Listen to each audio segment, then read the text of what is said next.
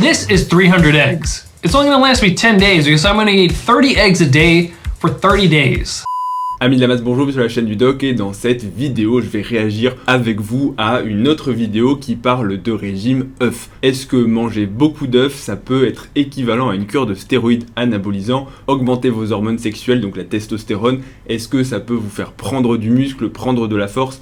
Et surtout, quels sont les différents effets indésirables? Ce youtubeur l'a testé pour nous, 30 œufs par jour, entiers, je le précise, pendant un mois, soit un total de 900 œufs. On va réagir ensemble à la vidéo, mais avant de commencer la vidéo, n'oubliez pas un pouce bleu et un abonnement, ça soutient la chaîne. Et surtout, les pouces bleus sont beaucoup plus anaboliques que les œufs pour prendre du muscle et augmenter votre testostérone. Générique.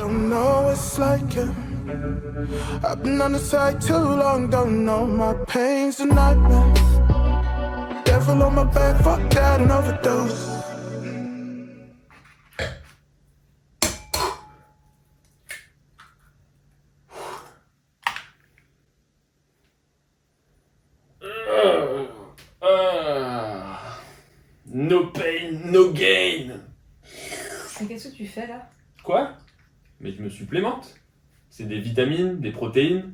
Non mais tu sais que tu peux trouver mieux sur Nutrimuscle. Et puis Ah ça bon sera sûrement meilleur, genre parfum vanille, chocolat, et surtout sans salmonelle je pense. Des salmonelles. Non mais n'importe quoi. C'est des œufs que je suis en train de manger, c'est pas du saumon. Ok. Bon, bah écoute, on va tester avec tes œufs. Et puis bah pour ceux qui veulent, rendez-vous sur Instagram. Super concours pour gagner un lot de 500 € de produits Nutrimuscle. Bon, mais c'est incroyable. Et Eh ben ouais. Rendez-vous sur Instagram. Allez, bonne chance à tous. Allez, je vous propose qu'on va regarder la vidéo ensemble, je mettrai sur pause pour faire mes commentaires. C'est parti pour la vidéo. J'ai entendu parler de ce bodybuilder qui prétendait que manger 36 œufs par jour était l'équivalent d'un petit cycle de stéroïdes. Effectivement, le fait de manger des œufs en musculation, c'est clairement pas quelque chose de nouveau. Comme il le dit, ça avait été popularisé à l'époque par Vince Gironda, qui, si je dis pas de bêtises, était un bodybuilder assez connu dans les années 40-50, donc il y a maintenant très longtemps. Et son régime consistait à manger beaucoup d'œufs, des œufs entiers, et beaucoup de viande. C'était un petit peu le régime cétogène de l'époque, et c'était censé avoir beaucoup de vertus, notamment de la prise de muscle. Et effectivement, encore aujourd'hui, sans aller jusqu'à l'extrême, l'œuf est un aliment très consommé parmi la population mondiale, mais aussi les bodybuilders, puisque c'est riche en protéines, c'est riche en lipides, même si certaines personnes vont enlever les jeûnes pour justement diminuer les lipides, mais en tout cas, ça en fait un aliment qui est relativement complet, qui est plutôt sain, plein de vitamines, et surtout, il faut le préciser, qu'il ne coûte pas très cher, puisque contrairement à la viande ou au poisson, les œufs sont beaucoup moins chers. Donc, il va tester ce régime pendant 30 jours et on va voir ce que ça donne. Petit commentaire, ce genre de vidéo, ça reste des expériences, et je fais les commentaires sans avoir vu la vidéo, je précise,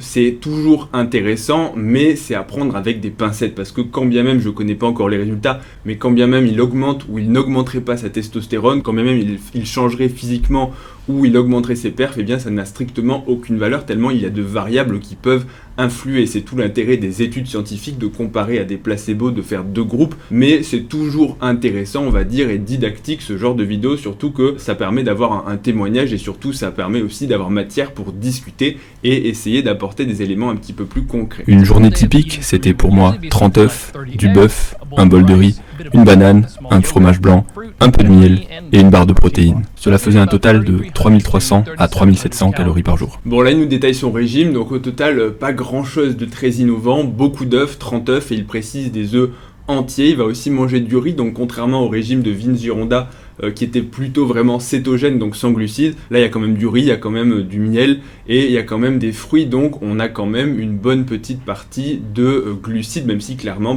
le fait d'avoir 30 œufs dans son régime, des œufs entiers, ça va clairement exploser le quota de lipides. Il y a aussi de la viande rouge, donc voilà, c'est un régime cétogène mais sans la cétose, pour caricaturer un petit peu. En termes de calories, forcément très calorique sur le plan des œufs, donc on est à 3500 calories à peu près, donc c'est un bon régime de prise de masse pour une personne, on va dire un homme adulte moyen. Donc la question que vous vous posez certainement, comment est-ce qu'il mange ses œufs? Il le dit clairement, les jaunes il va les manger crus pour préserver les micronutriments, et il va manger les blancs soit crus, soit cuits. Attention, dans tous les cas, que ce soit les jaunes, effectivement les jaunes c'est mieux de les consommer plutôt crus pour préserver au maximum les nutriments, mais il faut faire attention qu'ils soient très frais, puisqu'il peut y avoir quand même des bactéries qui sont dedans, donc important si vous les consommez crus, qu'ils soient frais. Pour les blancs d'œufs, vous aurez par contre tout intérêt à les faire cuire et à ne pas les manger crus. Tout simplement, bon, la première raison, c'est le goût des blancs d'œufs crus, c'est absolument dégueulasse. Et la deuxième chose, c'est pour l'absorption et pour la biodisponibilité des protéines, c'est que, eh bien, il faut faire cuire les blancs d'œufs, puisque sinon, globalement, vous allez perdre un petit peu de protéines et ce sera moins digeste. Donc, ça peut donner mal au ventre. Et donc, je sais pas trop, mais s'il mange 30 œufs par jour, je pense qu'il y a moyen qu'il ait quand même assez mal au ventre, surtout s'il le fait du jour au lendemain. Au 5e jour, ça ne s'est pas très bien passé. J'avais des flatulences abominables, elles m'empêchaient de dormir. Et elles ont réveillé ma copine qui n'arrivait pas à dormir, et j'ai dû finir la nuit sur le canapé. Ok, moi je vous promets, j'invente rien. Le mec, bon, il nous raconte 5e jour, il nous dit qu'il a été viré de sa chambre par sa copine parce que tout simplement, eh bien, il avait tellement de gaz que l'air était devenu irrespirable et que sa copine lui a dit, écoute, avec tes gaz, tu me réveilles, ça pue, c'est irrespirable, donc tu vas dormir sur je sais pas s'il dort sur le canapé ou autre, mais en tout cas, bref, il s'est fait virer de la chambre à coucher. Donc je sais pas trop, mais ça rejoint ce que je vous ai dit, 2 minutes avant, c'est que des blancs d'œufs crus, forcément ça va vous donner mal au ventre, surtout si vous en mangez 1, 2 ça peut passer, mais si vous en mangez 30, forcément que ça va vous faire, on le sait, les P protéinés, pour une grande partie des gens, surtout s'il n'y a aucune adaptation et que d'un seul coup vous apportez beaucoup de protéines que votre corps, je vais pas dire ne connaît pas, c'est très schématique comme visualisation, mais globalement si vous apportez beaucoup d'un aliment quel qu'il soit en très grande quantité, et du jour au lendemain, eh bien votre corps n'aura pas forcément le temps d'adapter la digestion, surtout les protéines d'œufs qui sont de base pas forcément très digestes pour tout le monde. Il y a des gens qui auront beaucoup de gaz justement avec les protéines d'œufs, donc si en plus vous vous infligez des blancs d'œufs crus, c'est pas très étonnant que Il s'avère qu'en réalité, je mangeais beaucoup de mangues, et les mangues sont riches en hydrates de carbone fermentescibles qui vont abîmer votre flore intestinale et vous provoquer beaucoup de gaz et de la diarrhée. Ok, alors retournement de situation, apparemment ce n'était pas les œufs qui lui causaient ces abominables flatulences, mais c'était la mangue qu'il mettait dans son espèce de smoothie, puisqu'il nous explique que dans la mangue, il peut y avoir des carbohydrates, donc des glucides qui ne vont pas être digérés, qui vont être fermentescibles, et donc fermentescibles, ça veut dire que ce sont des glucides qui vont atterrir jusqu'au niveau du côlon, que vos bactéries vont ensuite fermenter, et donc en gros c'est les bactéries qui vont digérer ces glucides que vous n'avez pas absorbés, et donc les bactéries, quand elles digèrent vos glucides, qu'est-ce qu'elles font ? Eh bien elles font comme nous, elles pètent. Mais en tout cas, ça fait des gaz dans votre côlon, et donc probablement que pour lui, en tout cas l'explication c'est ça. Dès qu'il a arrêté les mangues, manifestement, eh bien son transit et ses flatulences ont diminué, donc bien sûr ce ne sont pas les œufs. Ouf, on est rassuré. C'est au 9e jour que véritablement je me suis senti en pleine forme. J'avais plein d'énergie, j'étais très concentré, j'avais envie de ken tout ce qui bouge. Est-ce que les œufs pourraient véritablement augmenter la testostérone ? Donc là, on a la fameuse question, est-ce que le fait de manger des œufs, est-ce que le fait de manger du cholestérol et des graisses donc saturées vont augmenter la testostérone. Pourquoi est-ce qu'on pense à ça ? Tout simplement parce que le cholestérol est un précurseur de la testostérone et des stéroïdes anabolisants. Si vous n'avez pas de cholestérol, eh bien vous avez forcément un défaut de production de testostérone et de tous les stéroïdes, donc pas forcément anabolisants, mais en tout cas les stéroïdes sexuels. Donc oui, le cholestérol est indispensable, de la même façon que les graisses saturées vont également aider à soutenir la production d'hormones naturelles. Donc en fait, c'est souvent un petit peu la confusion qui est faite, c'est de se dire, il y a des études qui ont montré que les personnes qui ne consommaient pas de cholestérol alimentaire, qui avaient une restriction en graisses saturées, ont en fait moins d'hormones sexuelles et des niveaux de testostérone plus bas. Et donc à partir de là, on peut faire le raisonnement inverse, qui est un raisonnement faux, attention, c'est de se dire si j'augmente mon taux de cholestérol et mes apports en graisses saturées et en cholestérol au-delà de la normale, eh bien ça va augmenter mon taux de testostérone, ce qui est une erreur de raisonnement. Ce n'est pas parce qu'une carence va diminuer un taux d'hormones que le fait d'en avoir plus que la normale va augmenter ce taux naturellement. Donc jusque-là, c'est un raccourci qui est extrêmement simpliste, et toutes les études qu'il a citées, même si je ne suis pas allé voir le détail, parle justement de cette carence en gros en graisses saturées, de cette carence alimentaire en cholestérol et de la corrélation dans des études épidémiologiques avec un faible taux de testostérone. Pour les vitamines et les minéraux, c'est exactement la même chose. Oui, l'œuf entier est une très bonne source de vitamines, de minéraux, ils y sont quasiment tous, ils y sont en bonne quantité, et c'est exactement pareil dans le raisonnement. Si vous êtes carencé dans une vitamine ou un minéral, votre taux d'hormones peut chuter avec notamment surtout les hormones comme la vitamine vitamine D qui vont soutenir les hormones sexuelles. Mais ce n'est pas parce que vous allez augmenter votre taux de vitamine D que vous allez avoir l'effet d'une cure de stéroïdes anabolisants. Ça, c'est malheureusement un biais qui est trop souvent fait. C'est que le fait d'avoir une carence et un effet indésirable de cette carence ne veut pas dire, même si la vitamine ou la molécule est associée dans le processus de synthèse de X ou Y composé d'une hormone ou de n'importe quoi d'autre, que le fait d'en avoir plus va améliorer la fonction. Pour toutes les personnes qui pensent qu'on peut avoir l'effet d'une cure de stéroïdes naturellement, j'ai envie de dire, si ça se saurait, ce serait déjà connu, et les bodybuilders et tous les autres sportifs ne s'injecteraient pas des hormones si c'était aussi facile.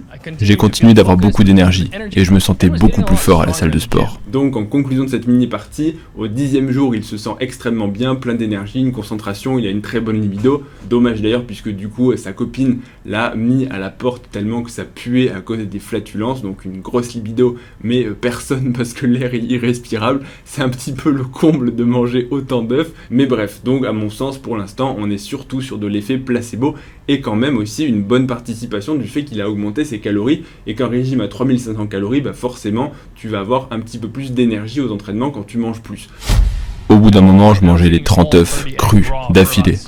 Mais je me suis retrouvé coincé aux toilettes pendant plus d'1 heure. C'était horrible. Bon, sans surprise, voilà, il lui arrive à nouveau des soucis digestifs, de la constipation, un peu d'envie de vomir. Là, il nous dit qu'il a commencé à manger de plus en plus cru, probablement parce que c'était plus facile à manger, parce que cuit, manger 30 œufs cuits, c'est quand même quelque chose de très bourratif. Donc, j'ai envie de dire, est-ce qu'il y a beaucoup de surprises à tout ça ? Non, pour moi, c'est quelque chose de normal. Si vous les mangez crus, c'est très peu digeste. J'aurais plus pensé qu'il aurait eu plutôt de la diarrhée que de la constipation, mais après tout, c'est pas trop illogique, puisqu'il a changé son alimentation. J'ai pas vu beaucoup de légumes, il mange aussi du riz, ce qui est pas l'aliment qui va favoriser le plus le transit. Donc, oui, je veux dire, au bout de 10 jours, c'est pas très étonnant qu'il soit constipé. Les blancs d'œufs crus peuvent contenir de l'avidine qui peut vider les stocks de vitamine B7. Ils contiennent également des inhibiteurs de la trypsine qui peuvent causer de l'inflammation au niveau du tube digestif. Comme souvent dans ce genre d'expérience, en fait, il essaie de trouver plein d'explications, notamment le fait que les œufs crus contiennent de l'avidine, qui est une protéine effectivement qu'on retrouve dans le blanc d'œuf, qui va se lier à la vitamine, à la biotine, et qui va empêcher son absorption, donc ça peut donner certains soucis, mais ça c'est quand même quelque chose de chronique, c'est pas en 10 jours que vous allez commencer à avoir les cheveux cassants et les ongles secs, parce que ça s'installe sur beaucoup plus longtemps qu'en 10 jours. Pareil pour son inhibiteur de trypsine contenu dans les blancs d'œufs cuits, je sais pas où il allait chercher ça, mais il va vraiment chercher, je pense, midi à 14h. Pourquoi il a mal au bide ? C'est pas parce qu'il y a X ou Y composé, c'est tout simplement parce qu'il mange ses œufs crus, que ce n'est pas très digeste, et que forcément si du jour au lendemain vous mangez 0 œuf et que vous passez à 30 œufs par jour, votre estomac il comprend pas. Mais vous faites ça avec n'importe quoi, même l'aliment, je vais dire le plus digeste du monde. Si demain je mange 1 kg de riz et que avant je mangeais jamais de riz, je vous garantis que je vais être très constipé. Si je mange 3 kg de légumes alors que j'en mange très peu d'habitude, je vais avoir une bonne gastro. Il faut toujours être très progressif dans l'introduction. Au lieu de manger 30 œufs par jour, il faut pas les manger du jour au lendemain. C'est exactement la même chose pour les compléments alimentaires. Les mecs ils prennent les compléments, ils regardent la posologie et puis d'un seul coup ils vont à la dose maximale. C'est totalement débile. D'abord il faut tester sa tolérance, surtout pour les boosters. Combien de personnes disent ouais j'ai pris un booster, j'ai eu des palpitations, et tu te rends compte qu'ils ont pris d'emblée la dose maximale. Non, tu démarres avec des petites doses, tu testes déjà ta tolérance, parce qu'on n'est pas tous pareils, et surtout il faut y aller progressivement. Donc pour l'alimentation c'est exactement la même chose. Les blancs d'œufs cuits sont beaucoup plus difficiles à avaler que les blancs d'œufs crus, et beaucoup plus bourratifs. Le pauvre, il vit vraiment un calvaire avec son expérience. Tu m'étonnes, 30 œufs cuits, c'est immangeable, c'est hyper lourd. Enfin bref, pourquoi les gens font ça ? Pour des vues. Mais bref, je fais la même chose. J'ai finalement eu les résultats de ma prise de sang de testostérone, et ça n'a pas bougé. Bon, est-ce qu'on est vraiment surpris ? Je vais être très honnête. Quand j'ai cliqué sur la vidéo, je pensais que sa testostérone allait augmenter, parce que en général, on connaît quand même pas mal de youtubeurs qui font des vidéos sur la testostérone, comment j'ai doublé, comment j'ai triplé ma testostérone. Je suis très dubitatif sur ce genre d'analyse, et donc je pensais que comme c'est un youtubeur qui a quand même 2 millions d'abonnés, je me suis dit, je le connais pas, je me suis dit il doit être habitué de tout ce qui va être un petit peu sensationnel, et donc si sa testostérone augmente, ça va faire plus de vues. Donc là je trouve que c'est plutôt honnête, mais personnellement ça ne m'étonne pas vraiment sur le fond.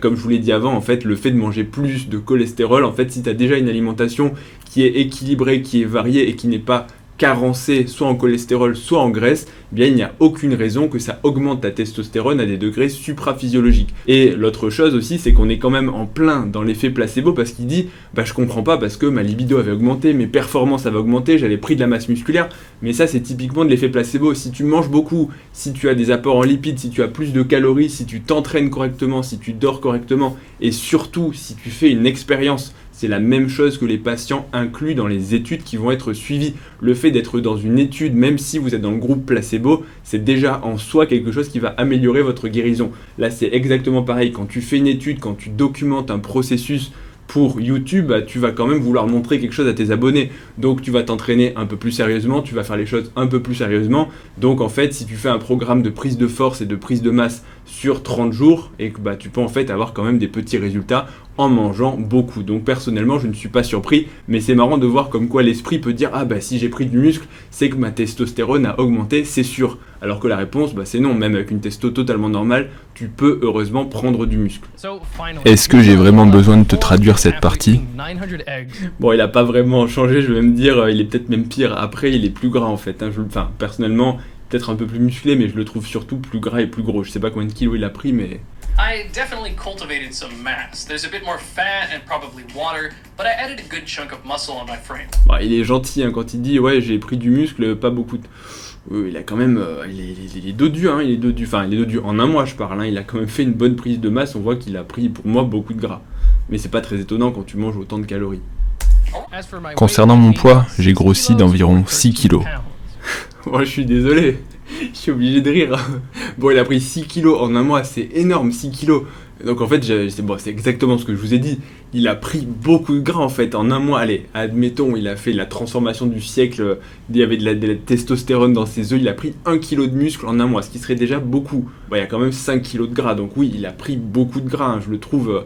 trop gentil avec lui-même, je suis désolé de lui dire. Et concernant ses performances, bon, il n'y a que son soulevé de terre pour moi qui est validé. Son squat, bon, la seule chose qui a diminué en fait, c'est l'amplitude. Donc en fait, qu'il a augmenté s'il a réduit l'amplitude. Et pour son développé couché, je sais pas si vous avez vu et si j'ai vu la même chose, il est passé de 100 à 110 kg, mais je pense que les 10 kg, c'est le spotter qui l'a aidé. Donc en fait, je suis désolé pour lui, mais je pense qu'en un mois, il a pas fait des trucs de fou. Mon bon cholestérol, le LDL, est passé de 1,02 à 1,08 en une semaine, ce qui est négligeable. Et au bout du mois, il était toujours à 1,08. Bon ben donc sans surprise, son cholestérol n'a pas bougé. Et ça, je vais être extrêmement rapide avec, puisqu'il y a déjà des vidéos qui ont été faites sur le sujet sur ma chaîne que je vous invite à aller voir, mais le cholestérol sanguin ne dépend pas, donc le mauvais et le bon cholestérol ne dépendent pas du cholestérol alimentaire. Donc vous pouvez manger beaucoup de cholestérol alimentaire, en fait ça va le faire varier mais extrêmement peu. Donc finalement chez une personne sportive qui est jeune et qui n'a a priori pas d'autres pathologies, et attention je fais des grosses généralités, c'est pas pour vous dire à tous de manger beaucoup de cholestérol, il y a des gens chez qui le cholestérol peut être mauvais, notamment en cas de pathologie, de diabète, de sédentarité, etc. Mais chez un jeune sportif sans antécédent, vous pouvez manger tout le cholestérol quasiment que vous voulez, sauf encore une fois pathologie familiale. Le bon cholestérol s'est amélioré. C'est marrant, là aussi il parle de son bon cholestérol. Alors pour le mauvais cholestérol, une toute petite variation, c'était considéré comme négligeable et une variation de mesure.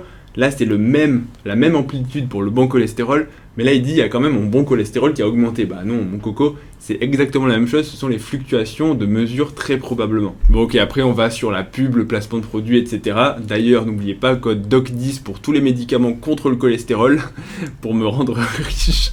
Ce serait dommage parce que je pense que je pourrais arrêter mon boulot si j'avais vraiment un code sur les médicaments. Bref, donc je crois qu'on arrive à la fin de la vidéo. Je sais pas ce que vous en avez pensé, personnellement j'ai apprécié la vidéo parce que l'expérience est intéressante et je trouve qu'il a été plutôt honnête. En gros, manger autant d'œufs par jour du jour au lendemain, ça ne va rien changer sur votre testostérone, ça ne va rien changer sur votre cholestérol, ça ne va pas changer grand chose sur votre physique à part que vous allez devenir un petit cochonou parce que oui forcément en mangeant autant bah, c'est une bonne prise de masse un peu dégueulasse et surtout eh bien vous allez avoir des effets indésirables, notamment des gaz, des troubles digestifs. Donc est-ce que je vous recommande le régime 30 œufs par jour? Non, clairement pas. Et je pense que ce sera le mot de conclusion de cette vidéo.